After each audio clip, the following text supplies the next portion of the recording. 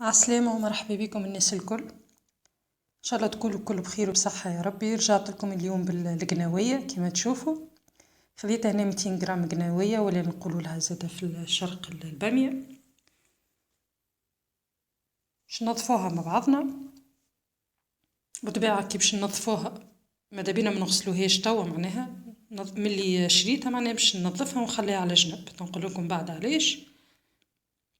نحاول نحيك الشعيرات اللي يبدو على فوق الكعبة، ونقص الراس نتاعها شويه، ما ندخلش بالسكينه ياسر داخل باش ما تخرجناش هكا اللزوجه بعد في المرقه.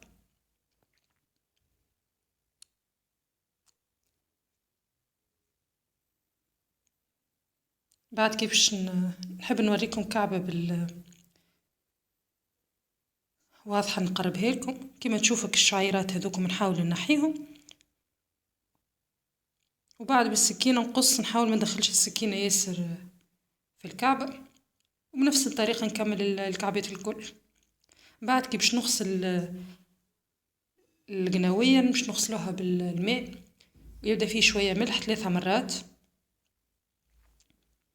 على 3 مرات نغسل القناويه يبدا ماء فيه الملح، ونخلوها تستقطر على جنب. اما المرحله هذه من نعملوها كان تو كي نقول لكم بالضبط وقتاش.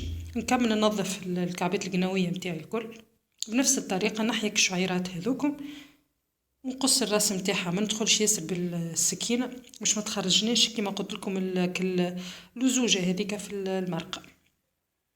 ونجموا بالطبيعه نبدلوا، انا هنا باش نعمل المرقه نتاعي باللحم البقري، انتم بالطبيعه تنجموا تبدلوا باللحم العلوش ولا البرشني.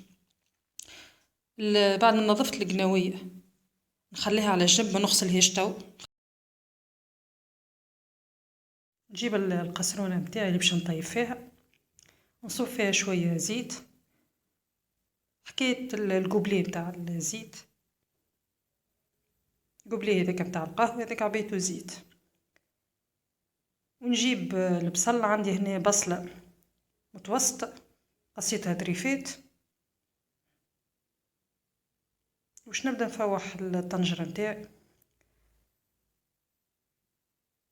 هنا عندي قطايا لحم بقري كما قلت لكم تنجموا تبدلوهم باللحم العلوش ولا اللحم البرشني.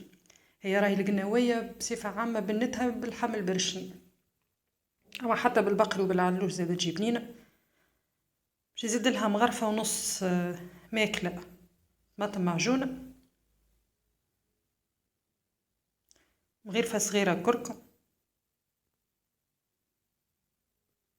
مغرفه صغيره ونص تابل وكرويه، ونص مغرفه كبيره فلفل احمر. بالطبيعه الحروريه هذيك حسب انتم واش تحبوا. انا نفضل الفلفل الاحمر الزينه خير من الهريسه العربي، مش مبدلش المطعم نتاع مرقه القناويه. ومغرفه صغيره فلفل اكحل.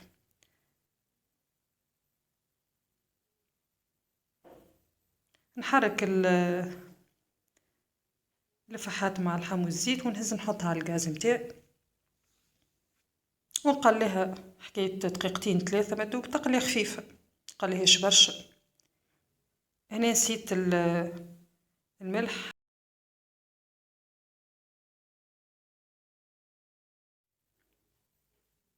نقلي شويه اللحم واللفحات فوق الغاز، وبعد نجيب نمرقها بقرابة إترا ماء، يبدا ماء سخون كيما تفاهمنا ديما نخدمو، نمرقو ديما بالماء السخون باش تجي ماكلتنا بنينة.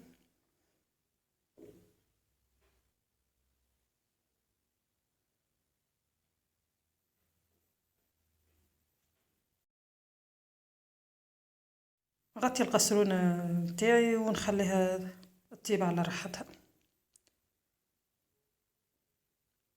توا بعد ما خذيت غلوة مليحة، نشوف كان نقصتش الماء، حتى كان نقص الماء راه نزيد بشوية، منحبوش المرقة تبدا جارية برشا لين حتى يطيب لنا اللحم نتاعنا. في المرحلة هذه باش نجيب القناوية نتاعي بعد ما غسلتها، نكون القناوية غسلتها على 3 مرات بالماء والملح كما قلت لكم، ونرميها في المرقة نتاعنا. ونغطيها ونخليها تطيب، خليها تاخد غلوة باهية. وكل مرة نحركها، ما نبداش نزيد برشا في الماء خاطر المرقة لازمها تكون ماهيش جارية برشا وماهيش خاثرة. وبعد باش نشوف القناوية متاعي طابت ولا نحط كعيبة ولا كعبتين على كيما تشوفوا، وبالسكينة ونقص.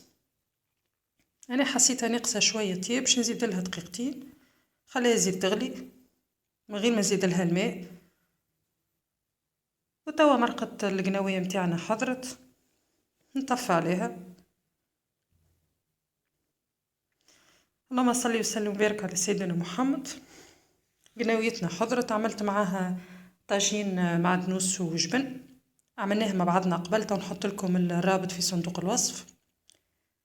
جاي بنين ما نحكي لكمش. والمرقة القناوية متاعنا نودكم ولا نشيكم ان شاء الله تجربوها بالطريقة هذيا وصدقوني تجيكم بنينة بنينة. وبالطبيعة اللي مازال ما اشتركش في القناة نتمنى منه يشترك فضلا وليس امرا، ويفعل زر الجرس باش توصلوا كل وصفة جديدة ولا فيديو جديد نهبطه.